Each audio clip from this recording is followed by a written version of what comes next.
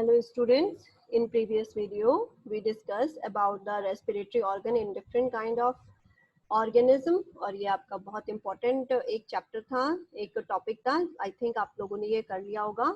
उसके बाद हम आगे जो है वो discuss करते हैं human respiratory system पे. This is the diagram for human respiratory system. तो अब हम बात करते हैं रेस्पिरेटरी सिस्टम की. तो इससे ऊपर की तरफ जो हमारा फेरिंग्स होता है, it is the common passage for the food and the air. तो अब एयर जब हमारे जो है वो फेरिंग्स के बाद आके टू पार्ट्स में डिवाइड हो जाता है. एक विंड पाइप बनाता है और एक हमारा फूड पाइप बनाता है. तो फूड पाइप ओइसोफेगस कहलाती है और वो आगे जाके ओपन होती है स्टमक में. हम बात कर रहे हैं विंड पाइप की. विंड पाइप के ऊपर कवर करते हुए एक एपिग्लॉटिस, एक कार्टिलेज का एक लिड होती है जो क्या करती है कि जब हम फूड को ईट करते हैं तो फूड ईट करते समय ये जो एपिग्लॉटिस है ये हमारे विंड पाइप को बंद कर देता है ताकि जो हमारा फूड है वो हमारे विंड पाइप में ना चला जाए. तो एपिग्लॉटिस का फंक्शन क्या है कि ये हमारे विंड पाइप को क्लोज करता है व्हाइल स्वेलोइंग द फूड. अब एपिग्लॉटिस ये कवर करता है विंड पाइप को. उसके नीचे ही होता है हमारा larynx. It is also known as the sound box. इसको हम साउंड बॉक्स भी कहते हैं. क्यों कहते हैं? क्योंकि यहाँ से हमारी जो साउंड है, वोकल कॉर्ड्स हमारे प्रेजेंट होते हैं और यहाँ से हमारी साउंड प्रोड्यूस होती है. आगे जाके ये ओपन होता है ट्रैकिया पे. और अगर आप देखें तो यहाँ पे आपको कुछ जो है रिंग लाइक स्ट्रक्चर दिखाई देंगी. ये ring like structure cartilaginous rings होते हैं ताकि हमारा जो ट्रैकिया है वो कोलैप्स ना हो और वो जो है अच्छे से उसमें एयर जो है वो पास हो सके. आगे जाके ये ट्रैकिया जो है आप देखेंगे ध्यान से, ये जो ट्रैकिया है आगे जाके टू पार्ट्स में डिवाइड हो जाता है. These are known as the bronchus, या इनको हम ब्रोंकाई कहते हैं. आगे जाके ये ब्रोंकाई भी फिर डिस्ट्रीब्यूट हो जाते हैं और ये ब्रोंक्यूल्स बनाते हैं और ब्रोंक्यूल्स भी आगे जाके डिस्ट्रीब्यूट हो जाते हैं. और ये डिस्ट्रीब्यूट होके एट लास्ट कहाँ पर ओपन होते हैं? ये ओपन होते हैं एल्वियोलाई में. अगर आप ध्यान से देखें तो जो हमारे लंग्स है उसके ऊपर येलो कलर की आपको कवरिंग दिखाई देगी. That is known as the pleural membrane. Pleural membrane जो है वो प्रेजेंट होती है, आउटर कवरिंग होती है हमारे लंग्स की. और इसकी मिडिल में यानी कि एक हमारे पास अपर साइड है और एक हमारे पास लोअर साइड. इन दोनों के बीच में अगर हम देखें तो हमें फ्लूइड दिखाई दे रहा है. This fluid is known as the pleural fluid. इसको हम प्लूरल फ्लूइड कहते हैं. और जो हमारे ब्रोंक्यूल्स हैं, ब्रोंकस आगे जाके ब्रोंक्यूल्स में कन्वर्ट हो जाते हैं और ब्रोंक्यूल्स जो है वो ओपन होते हैं एल्वियोलाई में. These are the lungs. अब इसके अंदर हमारे पास लंग्स कितने प्रेजेंट है? 2 लंग्स प्रेजेंट होते हैं हमारे पास, राइट और लेफ्ट. ठीक जिस तरह से हमने बात करी थी लेटरल इन्वर्जन की डायग्राम में, डाइजेशन में, ठीक इसी तरह से यहाँ पर हमारा जो राइट हैंड है वो हमारा लेफ्ट लंग शो कर रहा है और जो लेफ्ट लंग है वो हमारा लेफ्ट हैंड है वो राइट लंग. मीन्स कि ये हमारा राइट लंग है और this one is left lung. अब हमारा हार्ट जो है वो लिटरली किस साइड होता है? लेफ्ट साइड होता है. तो इसलिए हमारा लेफ्ट लंग थोड़ा छोटा होता है और राइट लंग थोड़ा बड़ा होता है. तो this are about the human respiratory system. तो ये रेस्पिरेटरी सिस्टम है, ये आपने जो है वो अपने 10th क्लास में भी पढ़ा है. Yes, human respiratory system.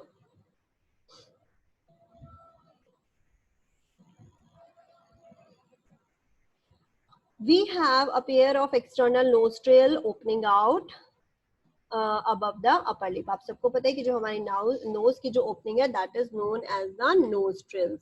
ये जो नोस्ट्रिल्स होते हैं इन्हीं से एयर जो है वो अंदर एंटर करती है.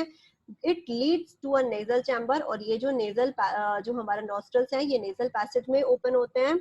Nasal passage chamber open into the pharynx. अभी मैंने आपको बताया था कि फेरिंक्स जो है वो कॉमन पैसेज है किसके लिए? फूड और एयर के लिए. देखिए नेक्स्ट लाइन है आपकी, which is common passage for food and air. The pharynx open through the larynx region into the trachea. Larynx is a cartilaginous box. तो जो हमारा larynx होता है ये एक बॉक्स की तरह होता है जिसको हम साउंड बॉक्स भी कहते हैं. और ये क्या करता है? साउंड प्रोड्यूस करता है, इसलिए इसको हम साउंड बॉक्स कहते हैं. ड्यूरिंग स्वेलोइंग, अभी मैंने आपको बताया था कि जो ग्लॉटिस, जिसको हम विंड पाइप भी कहते हैं, विंड पाइप का जो दूसरा नाम है उसको हम बोलते हैं ग्लॉटिस. तो ये जो ग्लॉटिस है इसको कवर करते हुए होता है कार्टिलेजिनस फ्लैप होता है जिसको हम एपिग्लॉटिस कहते हैं. और ये फूड को स्वेलो करते हुए हमारे एपिग्लॉटिस को जो एपिग्लॉटिस है वो हमारे ग्लॉटिस को यानी कि हमारे विंड पाइप को कवर कर लेता है ताकि हमारा फूड हमारे लंग्स में एंटर ना करे. ट्रैकिया इज अ स्ट्रेट, अब उसके बाद जो है वो किस में कन्वर्ट होता है, ट्रैकिया में। अभी आपने देखा trachea is a straight tube extending up to the mid thoracic cavity, thoracic cavity जहां पर हमारे लंग्स और हमारा हार्ट प्रेजेंट होता है, that is known as the thoracic cavity. Diaphragm से ऊपर ये हमारा डायफ्राम होता है, डायफ्राम से ऊपर हमारा लंग्स और नीचे की तरफ स्टमक होते हैं, तो ये हमारी थोरेसिक कैविटी कहलाती है। वो जो ऊपर की साइड की जो कैविटी होती है उसको हम बोलते हैं थोरेसिक कैविटी, और नीचे होती है एब्डोमिनल, एब्डोमिनल एब्डोमिनल कैविटी जहां पर हमारा स्टमक प्रेजेंट होता है, वो हमारी एब्डोमिनल कैविटी होती है। ईच ब्रोंकाई अंडरग्रो, अब ये जो हमारे डिवाइड है ये डिवाइड होता है, और जो फिफ्थ थोरेसिक वर्टिब्री है यहाँ पर जाके वो टू पार्ट्स में, जो ट्रैकिया है वो जाके टू पार्ट्स में डिवाइड हो जाता है, that is known as the bronchus. उसको हम क्या बोलते हैं, ब्रोंकस बोलते हैं। जो सिंगुलर है that is known as the bronchi. Each bronchi undergo rapid division, और ये जो रैपिड डिवीजन होता है उसके बाद सेकेंडरी और tertiary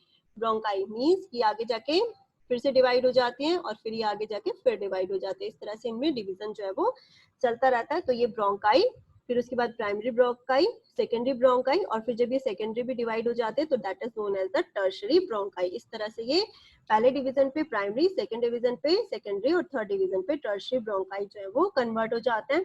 initial bronchioles are supported by incomplete cartilaginous rings. ये अभी आपको मैंने सी शेप रिंग बताए थे, तो सी शेप रिंग हमारे पूरे ब्रोंकाई में प्रेजेंट होते हैं ताकि ये कोलैप्स ना हो और हाँ एयर जो है वो इजीली जा सके। तो इसमें के अंदर क्या होता है, इनकम्प्लीट कार्टिलेजिनस रिंग से ये रिंग्स की वजह से ये कोलैप्स नहीं होता। Terminal bronchi give rise to a number of very thin irregular walled and vascularised bag structure, जिसको हम क्या बोलते हैं, एल्वुलाई। अभी आपने डायग्राम में भी देखा कि ये जो आगे जाके टर्शरी जो हमारी ब्रोंकाई थी वो ओपन होती है एक बैग लाइक स्ट्रक्चर में, सैक लाइक स्ट्रक्चर में, जिसको हम क्या बोलते हैं, that is known as the alveoli.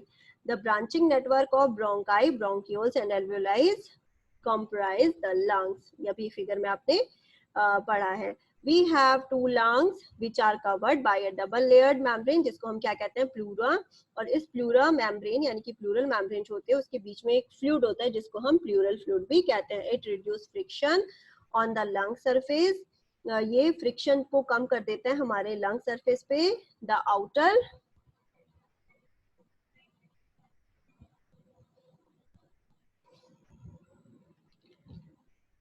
outer pleural membrane is in close contact with the thoracic lining, whereas the inner pleural membrane in contact with the lung surface, the part starting with the external nostrils up to the terminal bronchioles constitute the conducting part, whereas the alveoli and the duct from respiratory और exchange part of the respiratory system। Means कि जो हमारा upper system है उस पे अगर हम बात करें तो हमारा टर्मिनल जी कंडक्टिंग पार्ट होता है जो कि ऑक्सीजन को लेकर आता है, साथ ही साथ ये क्या करता है, हमारे जो एक्सचेंज ऑफ गैसेस करता है। उसके बाद हमारा जो रेस्पिरेटरी मेन एक्सचेंज, जो हमारा रेस्पिरेशन का मेन एक्सचेंज हो रहा है रेस्पिरेटरी सिस्टम में, वो कहाँ पर हो रहा है, हमारा एल्वियोलाई पे। The conducting part transport the atmospheric air to the alveoli. तो जो हमारा कंडक्टिंग पार्ट है मीन्स हमारी नॉस्ट्रल हुए, नेजल पैसेज हुआ, उसके बाद हमारा फेरिंग्स आता है, फिर उसके बाद ट्रैकिया आता है, ट्रैकिया के बाद हमारे ब्रोंकाई आते हैं और ब्रोंक्यूल्स आते हैं। तो ये सब हमारा कंडक्टिंग पार्ट बनाते हैं और मेन जो एक्सचेंज ऑफ गैसेस होता है वो कहाँ होता है, एल्वियोलाई पे। Humidities and also bring the air to the body temperature. Exchange part is the site of actual diffusion of O2 and CO2। तो वो कहाँ पर है, एल्वियोलाई पर है। तो ये क्या करता है, एल्वियोली में जो ऑक्सीजन एंटर करती है और जो CO2 आती है वो बाहर जो है वो चली जाती है। और ये किसके थ्रू होता है, ये हमारे ब्लड और एटमॉस्फेरिक एयर जो होती है उसके बीच में ये एक्सचेंज होता है।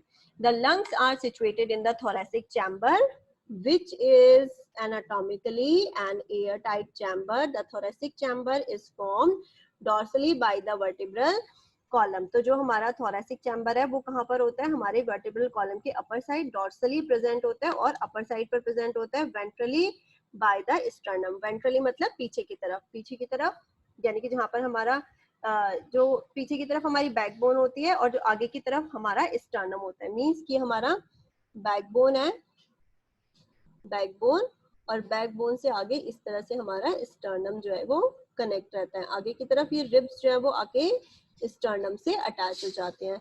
तो फ्रंट साइड पे होता है हमारा स्टर्नम, यानी कि हमारे चेस्ट रीजन पे अगर हम टच करें तो वो रिब्स आके जो है वो कहाँ पे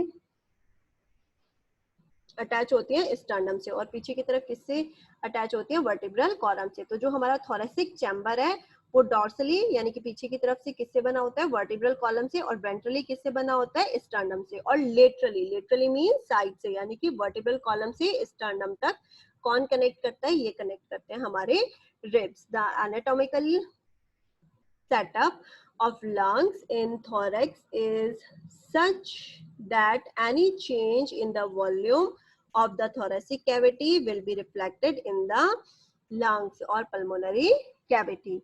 Such as arrangement is essential for breathing as we cannot directly alter the pulmonary volume. देखिए इसका मतलब ये है कि जब हम ये हमारा एनाटॉमिकली सेटअप मींस कि पीछे की तरफ जो है वो वर्टिब्रल कॉलम है, आगे की तरफ स्टर्नम है, और लेटरली जो है हमारे रिब्स होते हैं। तो ये सब मसल से इस तरह से अटैच होते हैं कि जब एयर हमारे लंग्स में फिल होती है तो उस टाइम पर ये पूरा सेटअप सपोर्ट करता है हमारे एक्सचेंज ऑफ गैसेस को, साथ ही साथ हमारे लंग्स के वॉल्यूम, ताकि जब एयर अंदर आ रही है तो हमारे लंग्स को, भाई किसी अगर हम बलून में एयर फिल करेंगे तो उसको स्पेस चाहिए, ठीक इसी तरह से हमारे लंग्स में जब एयर फिल होगी तो उसको स्पेस चाहिए।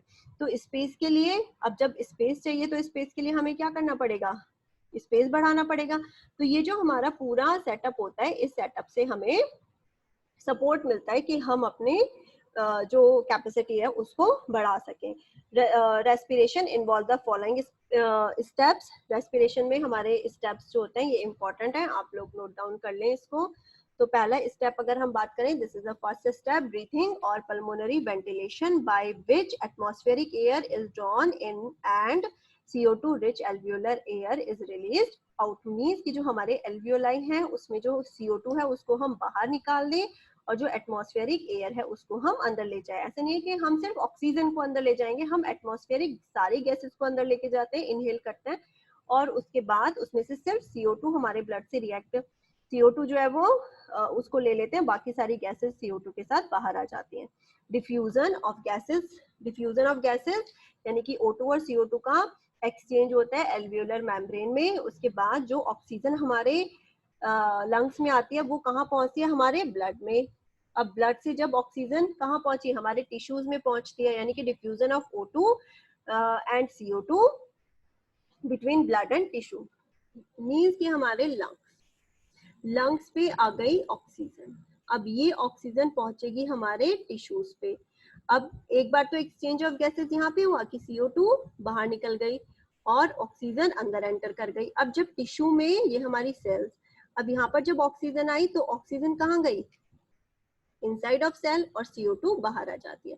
तो हमारा जो ब्लड है वो ऑक्सीजन को लेके जाता है और साथ ही साथ CO2 को वापस हमारे लंग्स तक पहुंचाता है। तो diffusion of O2 and CO2 between blood and tissue utilization। अब यहाँ पर यूटिलाइजेशन ऑक्सीजन का पूरी कैटाबॉलिक एक्टिविटी जो हमारा सेलुलर रेस्पिरेशन आता है, इसको हम सेलुलर रेस्पिरेशन भी कहते हैं। और जो हमारा अपर जो रेस्पिरेशन हो रहा है उसमें आता है हमारा exchange of gases and transport of gases, और ये आता है हमारा सेलुलर रेस्पिरेशन में। तो ये आपके जो 5 पॉइंट्स हैं, these are very very important, note down करें इनको कि हमारा जो ब्रीदिंग मैकेनिज्म है उसमें हमारे कौन कौन से स्टेप्स इन्वॉल्व होते हैं।